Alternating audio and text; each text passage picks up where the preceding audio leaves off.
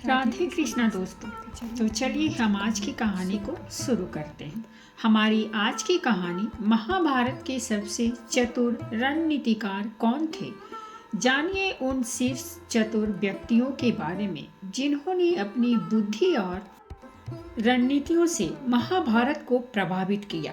महाभारत का युद्ध इतिहास का एक ऐसा महासंग्राम था जो न केवल योद्धाओं के बाहुबल बल्कि महाभारत के सबसे चतुर रणनीतिकारों की बुद्धि और कूटनीति का भी प्रमाण था। इस महायुद्ध में ऐसे अनेक महारथी हुए जिनकी रणनीतियों और चतुर चालों ने युद्ध की दिशा ही बदल दी। तो महाभारत के सबसे चतुर रणनीतिकार कौन थे, आइए विस्तार से जानते हैं इस लेख के बारे में। महारानी कुंती एक दूरदर्शी रणनीतिकार। महारानी कुंती अपनी दूरदर्शिता और बुद्धिमत्ता के लिए जानी जाती थीं। लाक्षागृह की घटना के बाद वह माता कुंती ही थीं जो पांडवों की दिन प्रतिदिन की गतिविधियों का निर्णय लेती थीं, चाहे वह भीम को बकासुर से युद्ध करने के लिए भेजना हो या उनके सीमित भोजन का नियंत्रित वितरण करना हो। यह सब उनकी कुशल प्रबंधन क्षमता को दर्शाता है। वह अच्छी तरह भांप गई थी कि उनके पुत्रों की एकता के लिए द्रौपदी का पांचों से विवाह होना आवश्यक है, जो उनकी बुद्धिमत्ता का एक और प्रमाण है। सामाजिक कारणों से उन्होंने कर्ण के उनके पुत्र होने का रहस्य को छुपाए रखा, पर युद्ध से पहले उसका खुलासा कर्ण के सामने तब किया जब उन्हें लगा कि अब इसकी आवश्यकता सबसे अधिक है।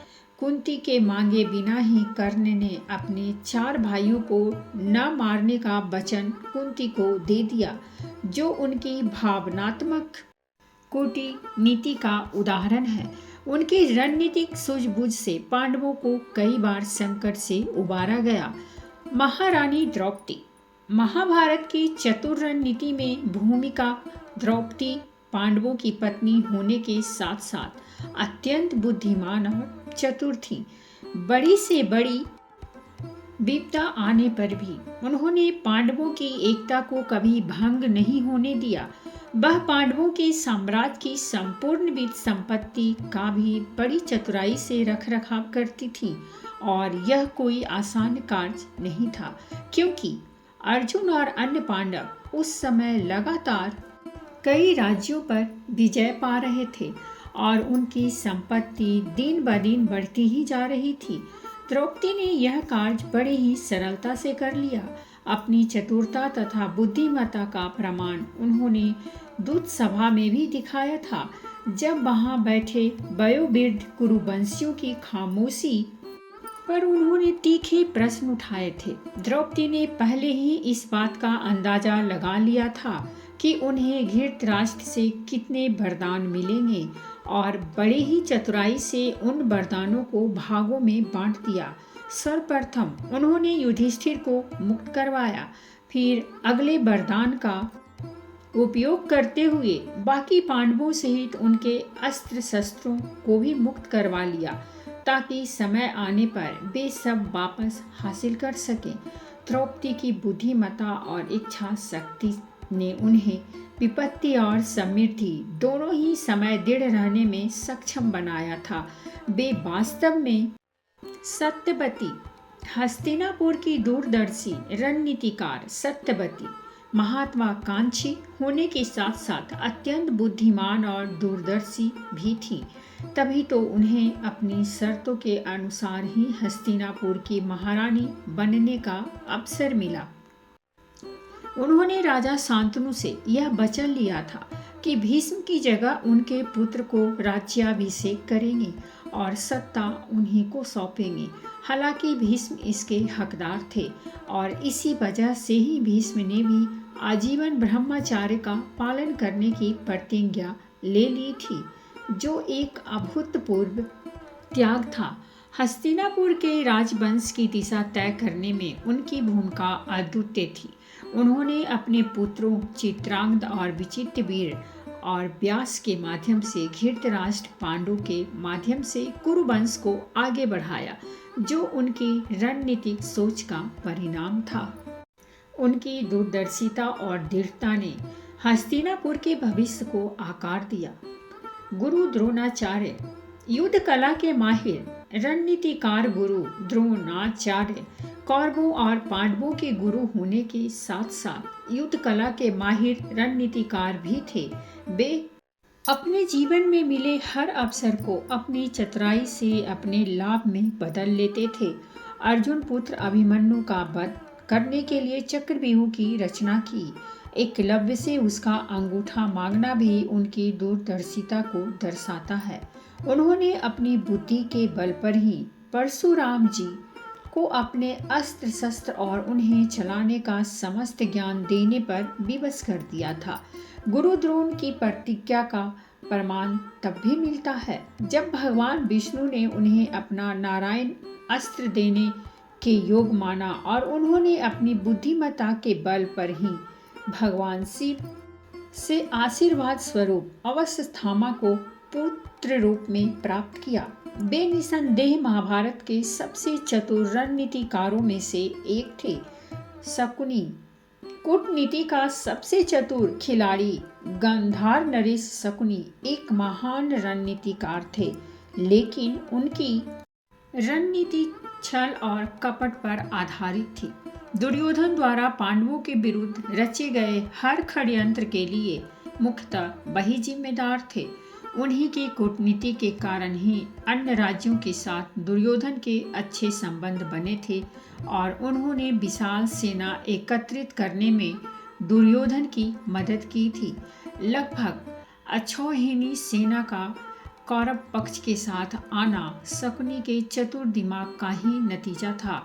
वे एक महान योद्धा भी थे और उन्होंने कुरुक्षेत्र युद्ध में बड़ी बहादुरी से लड़ाई लड़ी, लेकिन उनकी मुख्य शक्ति उनकी धूर्त और कपट योजनाएं थीं। विदुर धर्म और न्याय के सबसे बुद्धिमान रणनीतिकार हस्तिनापुर के महामंत्री विदुर एक सिद्धांतवादी व्यक्ति थे, जिन्होंने धर्म और न्याय के मार्ग को कभी नहीं छोड़ा। उन्होंने धृतराष्ट्र के मंत्री के रूप में अपना कर्तव्य अत्यंत निष्ठापूर्वक निभाया। हर अवसर पर उन्होंने राज्य की समृद्धि और बेहतरी के लिए अपने राजा को उचित सलाह दी। विदुर अपनी बुद्धिमत्ता और दूरदर्शिता के लिए प्रसिद्ध थे। वे दुर्योधन की बुरी योजनाओं को पहले ही भांप गए थे और पांडवों को समय रहते चेता भी दिया था। उनके पास ज्ञान की कोई कमी नहीं थी और इसका प्रमाण उनकी कालजयी रचना विदुर नीति में मिलता है। वे अपने प्रिय एवं निकटतम लोगों को भी बड़ी निडरता से आईना दिखाते थे, लेकिन दुर्भाग्यवश उनके बहुमूल्य सुझावों को न तो दुर्योधन ने माना और न ही युधिष्ठिर ने, जिसका नतीजा हमने दूत कीड़ा और उसके बाद के विनाश में देखा। विदुर वास्तव में महाभारत के चतुर रणनीतिकार थे।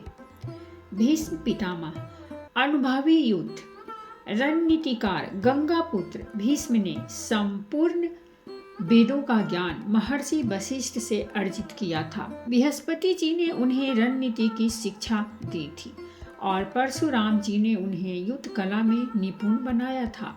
भीष्म पितामह एक महान युद्ध विशेषज्ञ थे और काफी चतुराई से युद्ध की योजनाएं बनाते थे। उन्होंने विदुर को राजनीति तथा रणनीति कैसे बनाते हैं इसका ज्ञान दिया था। कुरुक्षेत्र युद्ध आते आते वे काफी वृद्ध हो चुके थे, लेकिन उनके जैसा अनुभव शायद ही उस समय किसी के पास था। उनकी युद्ध कला और व्यूह रचनाएं अतुलनीय थी। अर्जुन महाभारत के बुद्धिमान धनुर्धर और रणनीतिकार गांडीवधारी अर्जुन भगवान कृष्ण के प्रिय शिष्य और महाभारत के सबसे महान धनुर्धर थे। उनमें अपने जीवन के लक्ष्यों एवं योजनाओं को सफल बनाने के लिए धैर्य और सहिष्णुता की कोई कमी न थी और इसी योग्यता का उपयोग कर वे अंत में सफल भी हुए थे। वे एक ऐसे योद्धा थे जिन्होंने ऐसे अवसरों का भी खूब लाभ उठाया जिनमें दूसरों को असफलता दिखती थी, चाहे भगवान शिव से युद्ध कर उन्हें प्रसन्न करना हो और उनसे पाशुपतास्त्र का ज्ञान अर्जित करना हो, या फिर चक्रव्यूह जैसे जटिल व्यूह को भेदने एवं बाहर आने का संपूर्ण ज्ञान अर्जित करना हो। अर्जुन ने हर चुनौती को अपनी बुद्धिमत्ता से पार किया। उन्होंने 5 वर्षों तक स्वर्ग में रहकर इंद्र, कुबेर, यम और चित्रसेन से शिक्षा ग्रहण की थी और उस ज्ञान को समेटे रखना कोई सरल कार्य नहीं था। गुरु द्रोण की दी गई हर परीक्षा में वे उत्तीर्ण रहे। उन्होंने जयद्रथ के सिर को बड़ी ही परिकलित प्रणाली से उसके पिता की गोद में गिराया था। अर्जुन इतने बुद्धिमान थे, तभी तो श्री कृष्ण ने भी अपने पुत्रों एवं पौत्रों को शिक्षा लेने के लिए अर्जुन के पास ही भेजा था। और यहाँ तक कि श्री कृष्ण जब उन्हें गीता का ज्ञान दे रहे थे, तब अर्जुन ने बड़े ही जटिल प्रश्न पूछे थे जो उनके ज्ञान और उनकी जिज्ञासा को दर्शाता है। इन्हें अक्सर एक धनुर्धर के रूप में ही दिखाया गया, परंतु वे महाभारत के सबसे चतुर रणनीतिकार में आते थे। युधिष्ठिर धर्मात्मा और चतुर रणनीतिकार। धर्मात्मा युधिष्ठिर एक धर्मात्मा और स्थिर मन के व्यक्ति थे जो किसी भी परिस्थिति में धार्मिकता पर अडिग रहते थे। उनकी बुद्धिमत्ता और ज्ञान का प्रमाण तब मिलता है जब उन्होंने यक्ष द्वारा पूछे गए सभी जटिल प्रश्नों का उत्तर बड़ी ही होशियारी से दिया था। वे इतने बुद्धिमान थे कि सुरोचन की सभी योजनाओं को भंग कर लाक्षागृह से जीवित बच निकले में सफल हुए थे। निसंदेह ही युधिष्ठिर बुद्धिमान होने के साथ साथ ज्ञानी भी थे और इसी कारण ही वे अपने 4 अति शक्तिशाली भाइयों का मार्गदर्शन एवं उन पर नियंत्रण भी रख पाते थे। उनकी यही चतुराई कई बार उनके भाइयों के काम भी आती थी, मुख्यतः जब उन्हें मुश्किल परिस्थितियों से निकलना था। उन्हें महाभारत के चतुर रणनीतिकारों में गिना जाता है। भगवान श्री कृष्ण परम कूटनीतिज्ञ और सबसे चतुर रणनीतिकार, निसंदेह महाभारत के सबसे बड़े रणनीतिकार और मास्टरमाइंड भगवान श्री कृष्ण ही थे। उन्होंने स्वयं युद्ध में शस्त्र न उठाने की प्रतिज्ञा ली, लेकिन अपनी असाधारण कूटनीति से पांडवों को हर असंभव मुश्किल से बाहर निकाला। हर विकट परिस्थिति में उनका मार्गदर्शन और अप्रत्याशित चालें ही पांडवों की जीत का मुख्य आधार बनी। कर्ण के रथ का पहिया फंसने पर अर्जुन को प्रहार करने का आदेश देना, भीष्म पितामह की मृत्यु का रहस्य उजागर करवाना और दुर्योधन को भीम के गदा प्रहार के लिए उकसाना, कर्ण की पाशविक शक्ति को घटोत्कच पर व्यय करवाना, ये सब उनकी परम रणनीतिक क्षमता के जीवंत उदाहरण हैं। वे धर्म और न्याय के सर्वोच्च पक्षधर थे और उनकी हर रणनीति इस ध्येय पर आधारित थी। वे वास्तव में महाभारत के सबसे चतुर रणनीतिकार थे। तो दोस्तों, ये थी हमारी आज की कहानी, और अगर हमारी कहानी आपको पसंद आई हो तो प्लीज़ हमारे चैनल को सब्सक्राइब कीजिए, वीडियो को लाइक और शेयर जरूर कीजिए। कहानी सुनने के लिए बहुत बहुत धन्यवाद।